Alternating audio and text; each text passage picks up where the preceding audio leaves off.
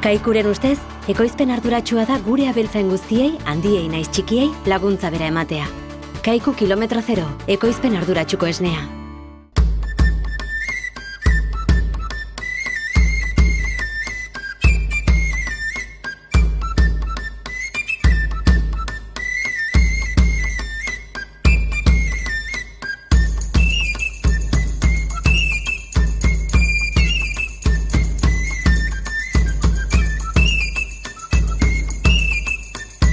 Kaixo eta ongi etorriak beste egun batez, Ur eta Lur saio honetara. Gaurkoan gure Xaloa Telebistako estudioan grabatuko dugu saioa eta gai garrantzitsua izanen duguna, gaur nekazaritza biodinamikoaren inguruan solastuko gara eta horretarako gurekin Kristine Berra lesakarra izanen da eta berak argituko dizkigu nekazaritza biodinamikoaren inguruan ditugun duda desberdinak eta ezagutzen ez duenak horren berri izanen du ere.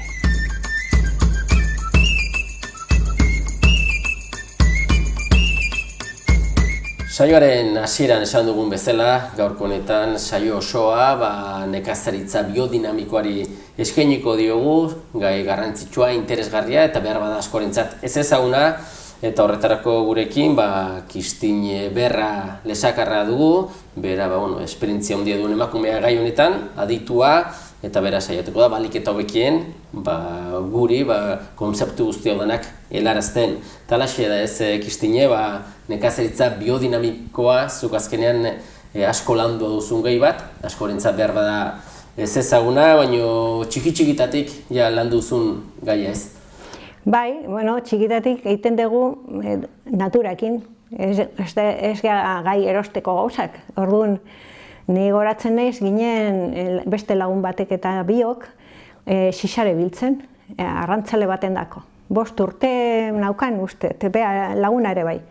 Eta aurkitu genuen patata azala ernatuak. 2 patata azala ernaturik eta joan ginen leku bat bila, zulutxo egin eta han sartu. Handik hilabete batzuk eskuratu genuen gure usta, patata txiki batzuk gu pos-posik. Horrekin garrantzia eman nahi dut naturan egotea aurrak eta baita ere guraso inguruan. Guraso eta guroso senide, lagunak, bizi lagunak, ondokuek, hor da uniberso aberatza gure izana garatzeko edo gehienetan 5 urte ingurun egiten dugu zirriborro bat gure bizitza ze izango da. Orduan gero, bakarrik egiten dugu zirriborroi bete gure bizitza osoan. Orduan, kontutan hartu, ze aberastasuna da, familia inguruan, eta ikasten dira aurrak, ama nola konpontzen du eguneroko bizitza edo zailtasunak edo nola aurre egiten du eta aita nola aurre egiten du bere bizitzan. Eta ondoko bizilagunak, baita ere senideak, hori da eskola handia. Bai, markatu hori, orduan ez du zer ikusirik, herrikiki batean, baserrian jaiotzen den, bizitzen den aur bat edo hiri handi batean bizitzen denarekin, ez du ja, bi estremo izanen ziren. Bai, baina beti, hirian ere bai, daukagu argi ikusten badugu aukera hori saiatu eskaintzen. Bai, hori da, orduan txiki-txikitatik nekazaritzarekin, nekazaritza biodinamikoarekin kontaktuan, eta azkenean hitz tekniko bat da, nekazaritza biodinamikoa, nola defini dezakegu pixko bat jendeak jakiteko, zer den berez, nola azaltzen duzu? Bueno, principios da Rudolf Steiner, 1920 ingurun, bere emaztearekin, Maria Steiner, bere han abizenak senarraren eramaten dute, eta biek egin zuten eskuratu segon jakinduriak garaia hartan nekazaritzan. Nekazaritza zen dena, bio, ez segon beste aukerarik eta jakinduria handia. Joan ziren hori lantzen eta hor da oinarria biodinamika izenapean garatu dana. Hortikan dator. Orduan, filosofia biodinamikaren baitan da ekoiztea zirkuito itxian. Esan nahi du, baserri batean dagonakin, dena, hasia, ongarri, dagonakin ekoiztu eta ustak ederrak eskuratu eta hortikan bizi. Hori da. Horretarako, kontaktu guztia duzu naturarekin, naturan baitan zaude. Bai. Aberasgarriena natura bera da, lurra, eta pixka bat ezagit hor kontutan hartzen duzuen, baita ere ilargiak, pixka bat, fase desberdinak. Bai, dudik gabe. Hor, biodinamika aldiz, nekazaritza ekologikoa eta biodinamika daukan desberdintasun bat, da zerua. Gaude harremanetan zeruarekin. Eta egia bizitza horrela da. Eta kontutan hartu behar da, adibidez, egipziarrak, bazaukaten, segurazki ikusiko irudi bat, horretaz, eta zerua da emakume bat, ama. Lurra hotza da, ez badu eguzkirik ez du berotasuna. Ez badu eurila, idorra da. Eta ez badu izarraren vibrazioa edo izpiak, ez da sortzen bizitza. Orduan, zerutikan jasotzen dugun lurran daukaguna. Hori biodinamika ulertuzun argi eta garbi. Eta lehengo nekazaria bazakiten hori. Eta orduan biodinamika lantzen da holako motan. Hemen Euskal Herrin hizkuntzaren bidez, euskara oso gordeleku, altxor gordeleku bada, eta bagenun beste goza asko artean, hilgora, hilbera. Eta zen ulertzen, baina biodinamikaren bidez ulertu da, zer dan hilgora, zer dan hilbera. Eta orduan horrekin lan egiten dugu, zergatik, belarra mozteko, ze behar dugu. Zainetan egotea elikagaiak? Ez, belarran punta. Orduan, noiz mozten dugu, hilgoran. Behar badin badugu patata biltzea, noiz biltzen dugu? Hilberan eta arratsaldez. Zergatik, elikagaia guztiak durrazpin daude. Bueno, pues, hoi da, biodinamika, hoi da. Gutxi gora behar simple kontatua. Gero, beste aldetikan dago Mariatun. Mariatun etortzen da geroago, eta Mariatun egiten duena da demostratu. Bera ikertzaile da, eta pasatzen da ereiten eta markatzen eta apuntatzen eta egunero, eta apuntek egiten ilargia zeko kapena. Hori da astro guztiak, ilargia, eguzkia, Merkurio, Martiz, astro guztiak zubilan egiten dute. Eta haren kokapena konstelazio esaten detenean da astronomia. Aipatuko dut astrologian erabiltzen dian izena, baina haiek dira izar multzoak. Orduan, da astronomia, beti biodinamikan astronomiakin lantzen dugu. Eta orduan beha, hasi zen lan hori egiten, eta emaitza izan du da oso argitasun handiarekin ikusten da eragina. Orduan, beha demostratu zuen, ereinduta sustrai egunean, adibidez, Capricornio aurrian, edo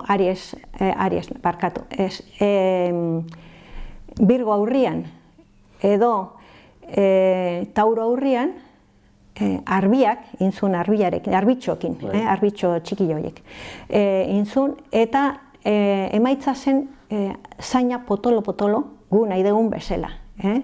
Osto normalak eta ezer berezirik. Baina, ereindutakoak, Kanzer edo Eskorpio edo uraren konstelazioan, lortzen da landarea bera, hazia berbera, lurra berberakin, ugaritzea ostoak. Ugaritzen dira ostoak. Orduan, adibidez, letxu ekoizteko noiz ere egin behar dugu. Kanzer aurrian, Eskorpio aurrian, Piscis aurrian.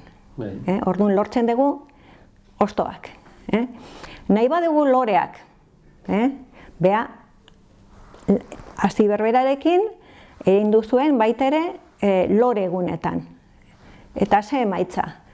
Arbitxoa zaukan zaina txikila, hosto normalak, baina joan zen loretara. Eta mantendu zen loretan egun asko. Ez zen joaten errez hasitara, baizik loretan geratzen zen. Orduan, lorea nahi badugu, noiz komeni zaigu. Lore egunetan, adibidez, Libra, Géminis eta Aquarion. Horiek emaitza hori da. Eta berdin badegu fruto egunak, adibidez, frutondo bat, nahi dugu landatu. Lantzen dugu, Aries aurrian, dagonean ilargia, dagonean Leo aurrian, ilargia, edo dagonean Sagitario aurrian, ilargia. Orduan lortzen dugu frutifikaziotarako, edo artoa ere bai, frutifikaziotarako indarrak horrea joatea. Bakarrik kontutan hartzen, noiz ere egiten dugu. Hori kontutan hartu behar da, nola da ze zutiliza dauka bizitza bera. Nola keinu bat nahikoa da geratzeko hor ja memoria hortan. Eta hori dia markatzen du bidea, ez? Eta Mariatun aparte, jende gehiago ondu da ez, landu duna? Landu bai, baina ikerle bezala oso oinarrizko lana beha izan da. Gero bai, jendea biodinamikan baitan dago jende asko, baina printzipioz beha da demostratu zuna eta egutegia ere bai, gaur egunean erabiltzen dugun egutegia, oain bere semea kudeatzen du, baina beha bizi zen bitartean privilegio bat izan du zen, zergatik bere ikerketa guztiak partekatzen zuen gurekin. Eta bestetik ere Enzo Nastati edo beste nola da beste... Enzo Nastati da homeodinamika. Enzo Nastati izan du zen Italiako biodinamika buru. Baina momentu batian nabaritu zuen nola Txernobil istripuaren eragina ailegatu zen radioaktibitatea Italia, eta nabaritu zuen prestaketa biodinamikoak ez dugu horretaz itxegin oraindik, baina dago atal asko, eta esen eragina behar bezala egiten. Orduan, hasi zen beha bide berri bat, arazoi gainditzeko, eta hortikan jaio zen homeodinamika. Gaur egunean izena, produktuk saltzen dutena denak olain da, naturalak, da marka bidar, da ekoizten duna, eta trinium sistema deitzen da. Hori da, azkenean homeodinamika izango zen biodinamika hori aurreratuago bat, beste pausutxo bat, eta pixka bat menperatu behar da ongi biodinamika hori zer den, beste ulertzeko edo bestean sartzeko pixka bat, ez? Dudik gabe. Orduan ikusi dugu ez azkenean nola hasi zinen, pixka bat homeodinamika bera zer den eta zeintzuk izan duten indarra, handia hori gauzatzeko, ez? Bai. Eta ez egit azkenean zuri bizian asko erakutsi dizu, ez? Homeodinamika berak, ez? Dudik gabe. Ni topoin nun biodinamikarekin kalian, negon olako banko, kaleko bankokin lagun artean, eta horrezen lagun batek, Mariatuneko egutegi batekin, oen dela urte asko. Eta eskuratu nun, eta esan nun, barkatu zazu, nun lortu zu hau. Hemen daude ni amestu dut guztia, orduan ni hau nahi dut. Eta hola hasi nintzen. Hola hasi nintzen eta izan du zen, kriston privilegioa, zergatik, garai hartan, esen erresa, zergatik ginen, umezur, gutxi batzuk, asmatzen bide hori, eta herrian jendia esaten zen, zuen jaten alduzue? Bai, jaten dugu, eta romorrok ez dute dena jan, ez, bagoaz, pixkana. Hola izan du da, bai. Gaur egunean, badakigu ekologikoak indar handi hartzen duela, gizartea gure zonaldean mintzat konstiente da, badaki ekologikoak duen garrantzia, baina merkatu mailen ikusiko bagenu nekazaritza arrunta, industriala, eta zure ikuspegi biodinamikoaren inguruan, geroz da urrunago, ez azkenean ari dire bi ikuspegiak, ez? Ados, bai. Bizidunek behar dugu naturarekin zuzenian jan, naturatik, garbia. Gure gorputza ez du onartzen garbia ez bada. Orduan, osasuna mantendu nahi badugu, dudigabe, badakigu zein dan bidea. Beste aldetik ekonomikoki, ekoizle erosten badugu zuzenian, intermediariorik gabe, ez da garestia. Eta baita ere kontutan hartu behar da elikatzeko almena ekologikoa 60% gehiago du ekologiko ez dana baino. Orduan, zu erosten badezu kilo bat edo zein barazki edo fruta eta ekologikoan kilo erdiakin daukagunez. Ez daukazu nahikoa eta oso ondo elikatuta zaude. Kontutan ibili behar da, zer dan osasuna eta nola elikagei behar deguna erabiltzen badugu, ez dugu hainbeste behar. Lehen garai batean, horren dela urte asko, dozein familietan, 5 behikin bizi ziren, esneko behikin, eta gaur egunean famili bat aurrera ateratzeko esneko hoiekin, bartuzu unitz behi, ez? Nebet esan guztiz aldatu dana, eta garai batean lantzen zuten bezala lurra, nola ikusten zuten azindak, ardiak, eta gaur egunean, ezakiten biziko veloziade horrek, eramaten duna hortara, envolvente horrek, edo zein den nun dagoen arazoa? Tendentzia generala, adibidez, homeodinamikan, zona estatikin, dago talde bat, estatu mailan, eta gehienak daukate egunetaria baino gehiago. Zergatik, klaro, gaur eguneko ekoizpena hola da, baino ekologikoan, garbila. Orduan, posible da, homeodinamikaren bidez ekoiztea hiri bateako, behar dana, dudik gabe. Beste gauza bada, lehen, baserriak, ni txikian nintzenean edo gaztetikan ere bai, zen nahikoa behi gutxikin eta zergatik zen bizitzeko baserritikan. Orduan, baserritik bizitzen basea, ze behar dezu? Zenba gauza? Gutxi, oso gutxi, ni ondu naiz ekoizten, ekologikoan saltzen dituen Gipuzko aldea, konsumo talde batean, Otarra, Zarrena Gipuzkoakoa, Martutenen zegoen, noen dago Intxaurrondon. Eta, klaro, irabazten dezu oso gutxi, lan ondila inda eta etekinak txikiak. Baina, ez dezu asko behar. Etxetik handaukezu gehiena. Orduan, ze behar dezu? Argindarra ordaindu, kontribuzioak, kotxea, konponketak, gutxi.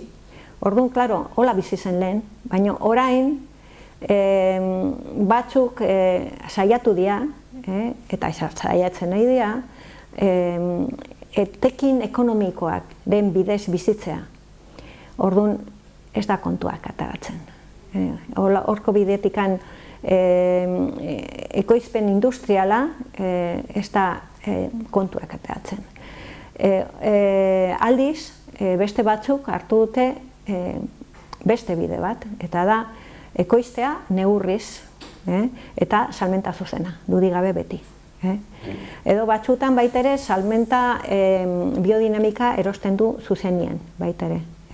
Baina hortako eskatzen dute proba batzuk eta esan edet, batzuk hola ezagutzen da jendea, hola bizitzen dira baita. Baina bide gaur egunean aurrea ateratzen den jendea da ekoizpen tamaina txikia eta salmenta zuzena. Hori bai. Gero, hiriko jendea edo baratza ez daukatena edo abereak ez daukatena erosi behar dutena, behari erosten badute, badakigu, kalitate horena, prezio berena, harreman ekoizlerekin galdetu laik edozen gauza, da bidea. Da bidea. Geroz da gehiago aditzen direz, konsumo taldeak, hirietan, erosten dutena saskiak, astero saski bat, hor bai indarra hartua du guztiz nekazaritza ekologikoak, bai da beraien azkenean bakite osasungarriak direla, baina poltsa guzti horietan, saski horietan da nekazaritza biodinamikoaren konzeptua ez da sartzen, ez? Ez da, kanpora begira ez dela aditzen hainbeste nahi dut esan. Bueno, esan nahi dut, bide ekonomikoa dena balio dute, zuzena badia, edozein, ez dago bat besten kontra. Biodinamika esan nahi du modu bat ekoizteko. Eta modu bat ekoizteko esan nahi du ekoizten dezu daukasunarekin. Zer ekarri gabe kanpotik. Zergatik? Azilak hartzen baduzu, gehiena saltzen dutena ze azila dira. Egiten dezu eta gasotzen dira. Orduan, zu nahi dezu erein eta ez gasotu. Azilak memoria daukate, daukate memoria klimatikoa, daukate memoria osasunaren memoria, baita ere harremana, eta beti horregatik esaten dugu, harreman du azilarekin erein baino lehen. Esaiazu ereitea noa, azila jakin behar du, zu ereitea zoaz. Eta eskatu zazu osasuntxua izatea, eskatu zazu usta ederra eskuratu nahi dezula, nahi dezu frutua edo nahi dezu ostoak, eta arek kontutan hartzen dute eta erantzuna ematen dute. Horrela da. Hori da, biodinamika eta homeodinamikaren baitan dagona. Pixka bat presaka bizi garen gizarte honetan, tamaina hartu behar da, pixka bat. Behar bat izaten alda jende asko kanpoan lan egiten duenak, eta hasia dena orain pixka bat baratzetxo bat egiten, edula pixka bat erregin utzia zen gauza horiek berriz ere intartu. Hartzen aldu ez, hortikan berriz ere bidea. Hori oso bide bikaina da, zergatik aurrak ikusten badute, txikitatik, bizitzen badute esperientzia hori, geho gogua daukate egiteko bide hortatikan. Eta hori da behar dugun osasuna. Gaur egunean ikusten dut osasuna behar dugu eremu guztitan. Personak eta baita ere lurra bera, haizea, eta osasuna landen behar dela. Eta hori eskola hoberena da, ama eskola. Ama baratzaiten badu, aurra ikasten du baratzaitea, eta maite du ere. Txikila bada berdin da, lorategi bada ere. Hori da. Zu esperientzia handia duzu, nekazaritza biodinamikoan. Ez dakit Nafarro mailan zu bezala kuadrilla bat ere bultzatzen ari zaretenak, zabaltzen ari denak, ikastorok ere eman izan dituzu, nola da orokorki ikuspegia edo jende askok aplikatzen du, jarraitzen du? Ni uste gehien nabaritzen detena da, jendea geho eta gutxiago erabiltzen du produktu kimikoa fitosanitario bezala. Behar ez dalako. Biodinamikan adibidez, hemen belasotan, hemen daukagun altxorra belasoa dira, belaiak. Eta egin behar dugu mantendu eta landu gure hazienda eta gure esnea hortikan etortzen da. Eta lapatina, belarra, kentzeko erabili da asko produktu beharrez diana. Orduan, ze ekartzen du hori? Jendea ez da konturatzen, baina begiratzen bada belarra, produktoi erabili baino lehen, dauka aberastasun bat belarraren mota daukatena, hoberenak hazienda elikatzeko. Erabili ondoren, ondatzen da, zergatik. Natura oso jakintxua da. Ze egiten du? Hemen zikinduta dago, garbitu behar da. Eta sortzen da, belarrak garbitzen dutana bota deguna. Baina ez dira elikagai onak. Orduan, pentsatu behar dugu oso ondo, olako produktok erabili baino lehen, ze egiten ari gara.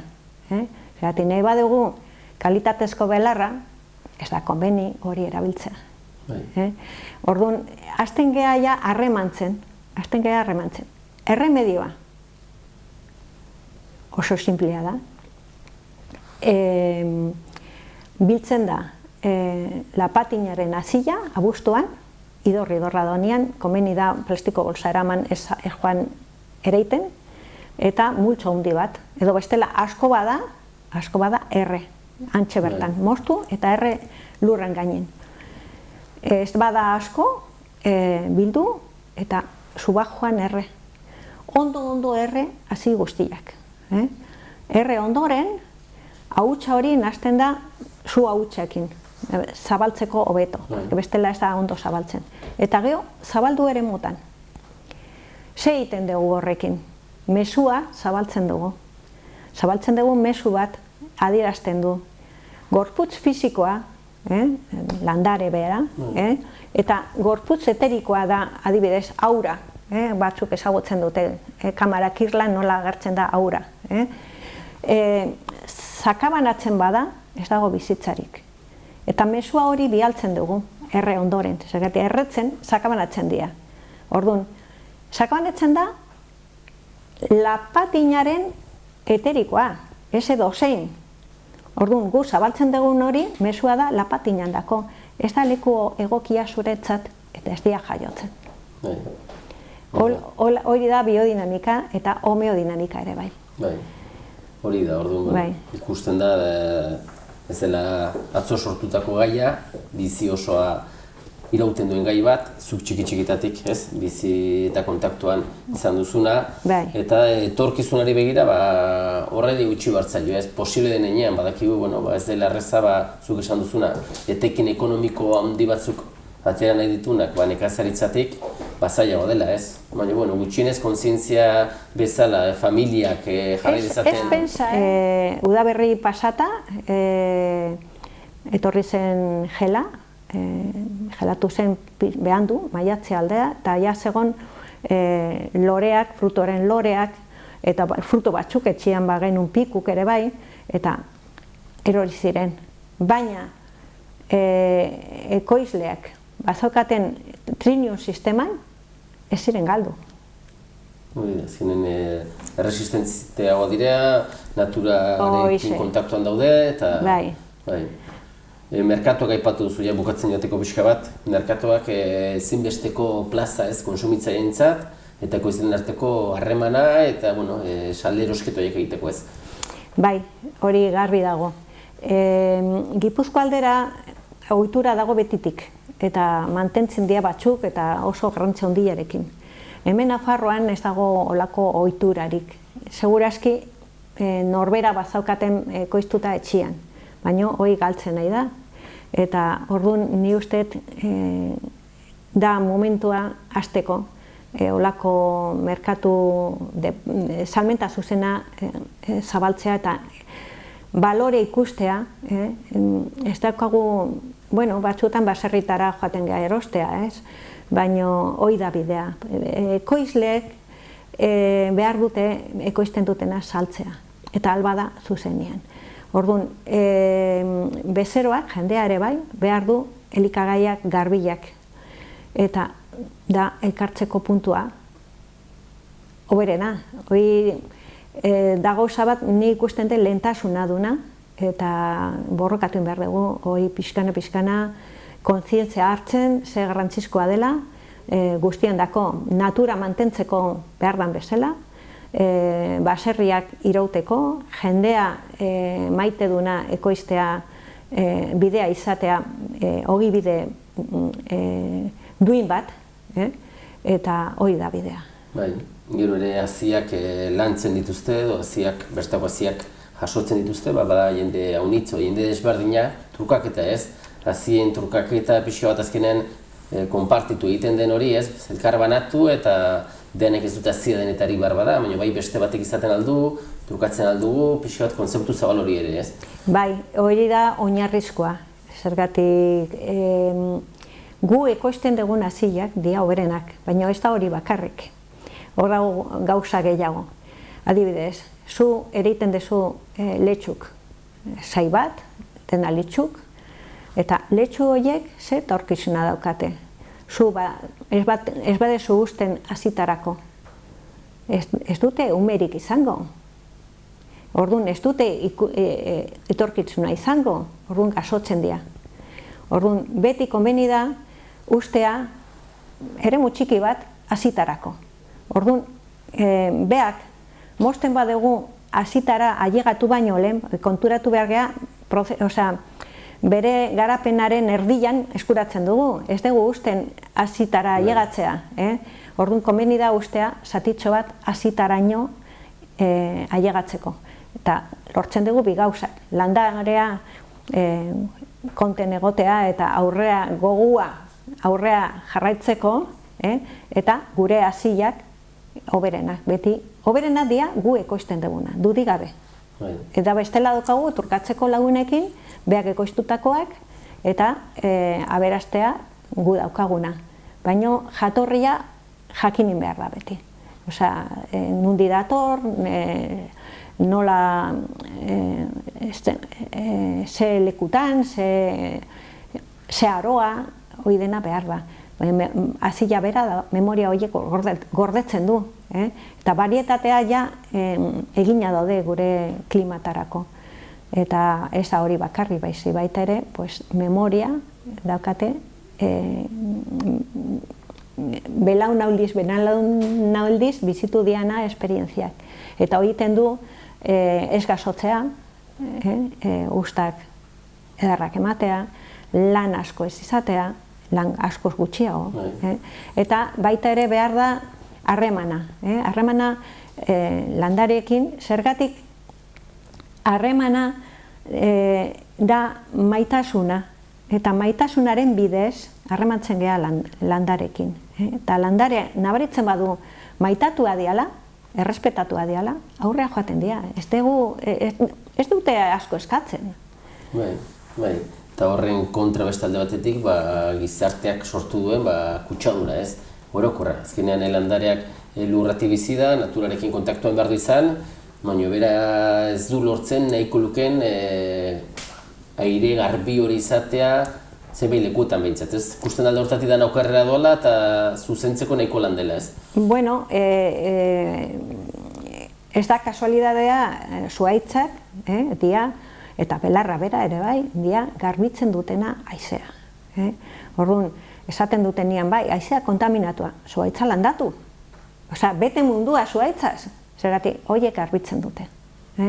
Eta esan egun bezala, leno, zu botatzen badezu produktu bat alapaiza kentzeko, geratzen da lurran. Baina nor garbitzen du? Beste belar bat. Erdi pozintxua dela, eta arek garbitzen du lurra. Orduan, erremedio gure eskutan dago. Landareak dira mundua garbitzen dutena. Oso giztine, benetan gai interesgarria, orduak ongi intezke nekazaritza biodinamikoaren inguruan solasean, eta gaurko gure burua bete du aski ongi, pixko bat ezagutzea gehiago zer den, ikusentzule ere helaraztea informazioa gai honen inguruan, eta aurrerago ere izanen du elkarrekin egoteko aukera, gai konkreturen bat solasteko, eta beti ere ongi torria ikasten den guztia. Eta horretarako zu aditua zarenez, persona espeziala. Eskerrik asko, Kristine, eta jarraitu orain arte bezala ez lanean, ikasten da erakusten. Dudik gabe, hori da nire bidea eta hor jarraitzen naiz eta jarraituko naiz. Eta esker mila zuei di. Beste bat arte, ongi zen. Aio.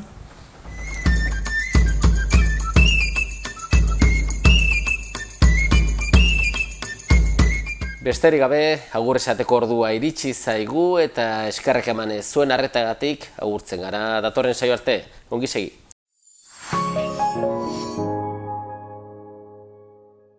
Kaikuren ustez, ekoizpen arduratsua da gure abeltzain guztiei, handiei naiz txikiei, laguntza bera ematea. Kaiku kilometro zero, ekoizpen arduratsuko esnea.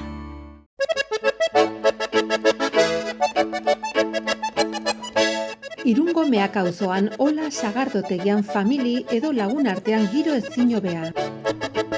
Sagardo propio ekoizten dute, zato aurtengo sagardo goxoaz dastatzera. Kalitatezko sagardotegi menuarekin batera eta etxean bezala sentituko zara. Irunen Ola sagardotegia.